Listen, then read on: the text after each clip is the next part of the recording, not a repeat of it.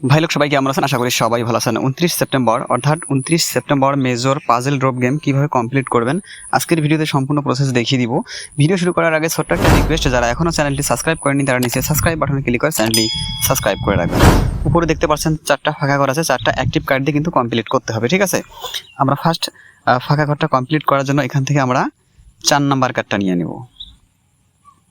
বাকি থাকলো আমাদের 3টা কার্ড। এখন আমরা 2 নাম্বার ফাঁকা ঘরটা কমপ্লিট করার জন্য আমরা এখান থেকে 7 নাম্বার কার্ডটা নিয়ে নিব, ঠিক আছে? এখন 3 নাম্বার কার্ডটা কমপ্লিট করার জন্য আমরা এখান থেকে 9 নাম্বার কার্ডটা নিয়ে নিব। এখন আমাদের বাকি আছে ফাইনাল কার্ড অর্থাৎ 4 নাম্বার কার্ড। 4 নাম্বার কার্ডটা কমপ্লিট করার জন্য আমরা এখান থেকে 3 নাম্বার কার্ডটা নিয়ে নিব। তারপর নিচে চেক অপশনে ক্লিক করে দিব।